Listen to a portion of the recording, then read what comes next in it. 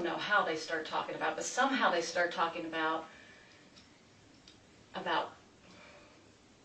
casting out somehow. And then they all start joining in. I was listening because I didn't have any comment to make to it. I was like, I don't know.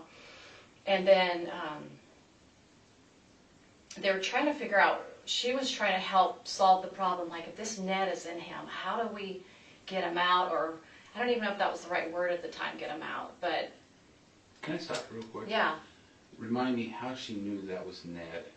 Okay, that was, remember when Chad made the phone call?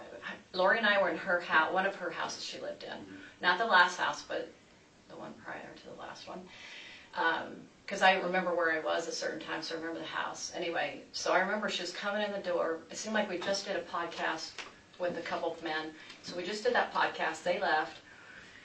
And Chad calls and says, hey, I want to let you know that I did some research and figured out that this Ned. Oh, it's been a while since I've thought about this. Ned, that's right. I know Ned, what you're talking about. Yeah, you even forgetting details. It's been 2 years, right, or something like that.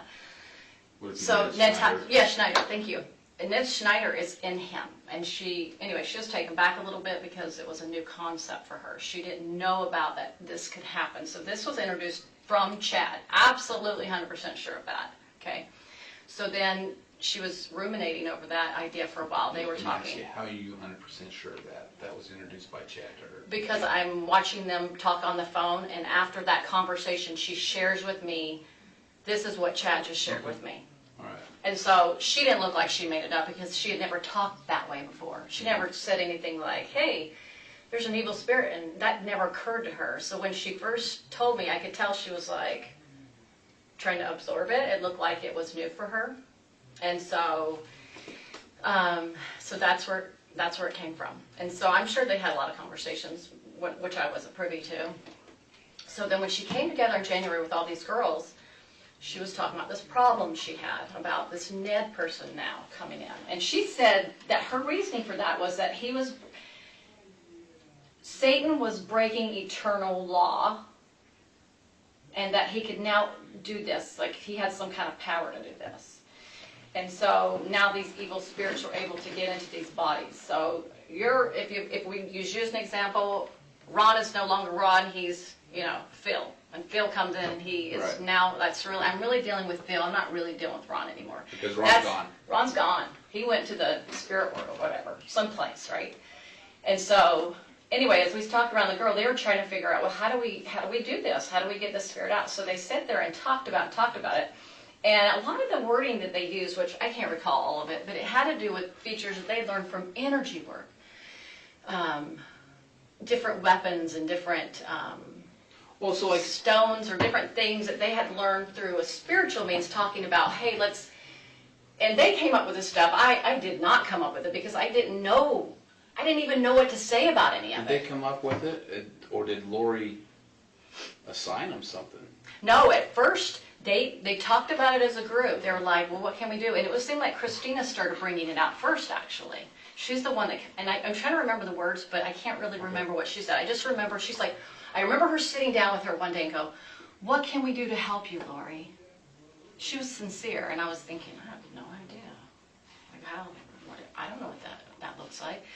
And so anyway, they start talking and getting different ideas, and so she was told that she had this priesthood power. Now that Moroni gave it to her in the temple, she suddenly had this priesthood power. Right. That women were now getting it, because you know that they don't have it in church, right? Do you find that odd? Yeah, everything's odd. Hey everyone. Want to hear another story? Today's format is going to be a bit different. So after our story, we'll discuss the moral of it. And then we'll even have a Q&A session where the Scientific Skeptic answers some of your questions. So here we go. This is the story of Dori Shallow and Thad Dumbell, a.k.a. the Wonder Twins. Shallow and Dumbell were ancient galactic wizards who had lived countless previous lives, called probations, and had even visited many planets during their many lives. And when they kissed, their Wonder Twin powers activated, and they were able to kill people with just their thoughts. But those were not their only powers. Oh no. They had all sorts of special gifts and could communicate beyond the veil with the spirit world and even identify zombies who live among us. They also were able to differentiate between good and evil people and assigned everyone dark or light scores with a numbering system, sort of like a cosmic credit score. These Wonder Twin wizards were the leaders of a coven of witches and warlocks. They were predestined to lead a doomsday cult of a select 144,000, a group of hand-selected, enlightened spirits to the promised land. Shallow and Dumbell planned to use their superpowers to protect the elite 144 from Armageddon and the zombie apocalypse. They were engaged in an epic battle of good and evil against demons, evil spirits, and even zombies. Their objective was to lead a group of only the most enlightened beings to paradise in Independence, Missouri. There, they would be joined by an ancient hippie dude named Jehoshaphat. Jehoshaphat has a spaceship called the Millennium Falcon. If they could survive his zombie apocalypse, he promised that he would take them in his ship and travel the universe with him. Legend has it that once on board, they would all hold hands, sing Kumbaya, and eat s'mores for eternity. So our story begins after Dumbell acquired his magical gifts in a series of tragic belly flops while jumping into the water in his youth. Luckily for the 144, Thad was never really in very good shape, and he didn't learn how to jump very well. And from these near-dive experiences, he developed the ability to see beyond the veil. And in the case of Dori Shallow, it would actually be beyond her fifth veil after her 4 previous failed marriages. Dumbell then became a student of other enlightened wizards like the legendary Juicy Toe, who taught him ancient spiritual healing, not to be confused with the Marvin Gaye technique of sexual healing. Juicy also taught him how to speak dead people, the language of the spirit world. Dori ultimately became a student of the Dumbbell, but had developed many of her earlier gifts by being a shallow and privileged suburban soccer mom and at the beauty salon, which is how she got her name. Beyond her magical powers, she was also known for being forgiving and generous.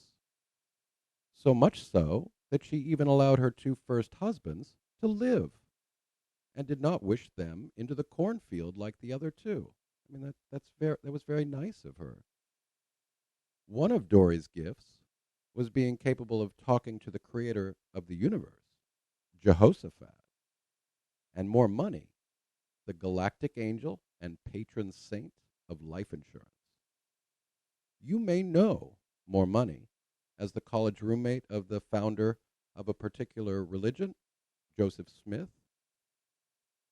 In the legend, more money, while participating in an ancient fraternity initiation ritual called hazing, which includes binging on tequila, confessed certain ancient secrets to Joseph Smith.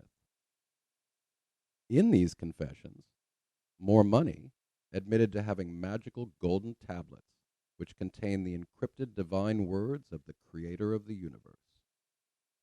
Joseph Smith convinced more money to give him the tablets and translate them for him, and in exchange for a cow and some magical beans. But that's for another story. Shallow and Dumbell had a secret inner circle of trusted witches and warlocks who were given special missions and also had magical gifts. There was Zulu Pistachio, who could move the earth with her mind and cause earthquakes and hurricanes, as well as their trusted handmaiden, Melania Phibb, the enabler. There was Shallow's niece, coincidentally, also named Melania Bourgeois, who famously fought off her ex-husband and zombie, Banton, with the help of Shallow's sharpshooter brother, Phalanx the Impersonator. Shallow and Dumbell's plans seemingly never really did get off the ground, though.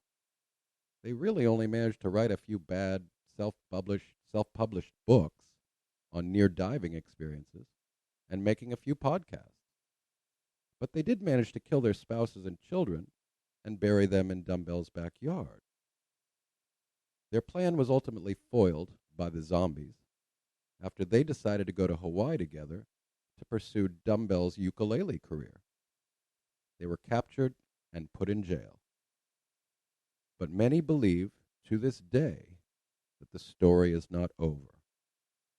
You see, Shallow's brother, Phalanx the Impersonator, married the earthquake witch, Zulu Pistachio, securing their union and place among the select 144.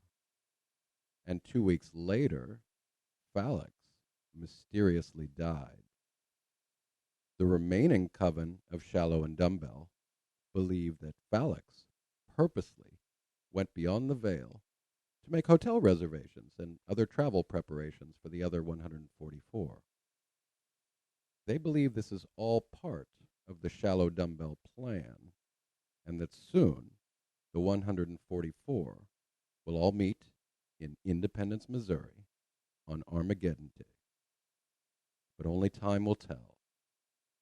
In the meantime, Shallow is in a mental hospital, feigning insanity, and Dumbell is in jail awaiting trial.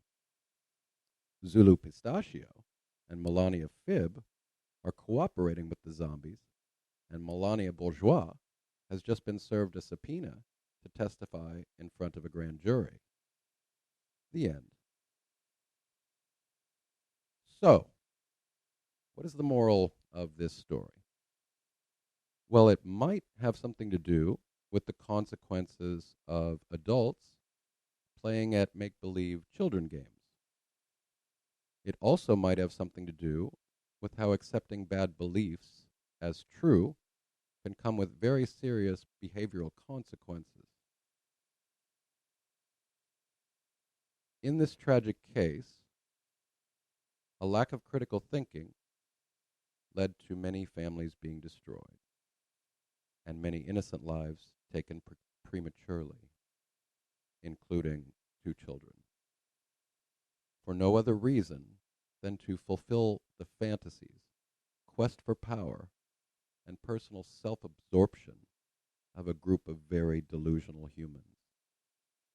They played a dangerous game of comic book fantasy and built a child's living room fort on lies, deceit, deranged machinations, hallucinations, and ultimately murder, instead of simply a blanket and some flashlights. Like little children, they played at make-believe and role-play. They pretended they could fly, travel through time and space, defy death, read minds, convert matter with thoughts, and even move tectonic plates and affect the weather. They wanted to believe they were gods, but were mere children on the beach, collecting imaginary shells, pretending that their ignorance and wish-thinking was wisdom, and their delusions revelations from space. They constructed their own private Disneyland, a Disneyland which only a psychopath on acid could appreciate. It's too bad they did not find the humility of Isaac Newton, who famously said, "I do not know what I may appear to the world, but to myself I seem to have been only like a boy playing on the seashore and diverting myself in now and then finding a smoother pebble or a prettier shell than ordinary, whilst the great ocean of truth lay all undiscovered before me. So, now, I think we're going to do a little Q&A with the Scientific Skeptic. So here are a few questions from some of our callers. Here's question 1. Hey, the Scientific Skeptic, what is your superpower? Well, thanks for the question, caller. My superpower is being able to smell nonsense. I come from a planet called Rationalis in the Skepticus galaxy, and we practice an ancient philosophy called probabilitarianism, which is based on reason and empirical evidence. We are all born with the ability to smell nonsense, and we practice critical thinking our whole lives. We value a thing called epistemic humility, and we try to avoid claiming to know things without sufficient evidence and reason. Our objective here is to learn about how the world really is, and to try to stay grounded in reality and not give ourselves over to wish thinking and make believe. We very much respect your fictional character, Spock, from Star Trek. He has many admirable qualities, even if we find him a bit boring, and that he doesn't really know how to have fun and let loose sometimes. Hey, the Scientific Skeptic, why do you think people don't like scientific skeptics? Well, I think it's because we come to your planet to spread critical thinking so that you too can learn how to smell nonsense. But your people like nonsense. They think it makes them happy, and they think that there is no harm from nonsense. We are trying to spread reason through the universe, but humans mistakenly think that we all want to kill their dreams and fantasies, that we are joy kills and party poopers. They think we're closed-minded and cold and that we don't believe in anything at all. And that's not true. And we love to get down and boogie. Hey, the Scientific Skeptic, does it make you sad that people say those things about you? Yes, alas, it does.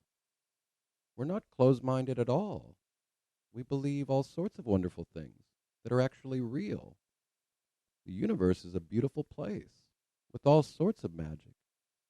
And if we all work together, we can make it even better. Once you learn how to use reason and critical thinking, you learn the real magic, which you people call knowledge and truth. We're just here to promote reason, and we'd like you to join us.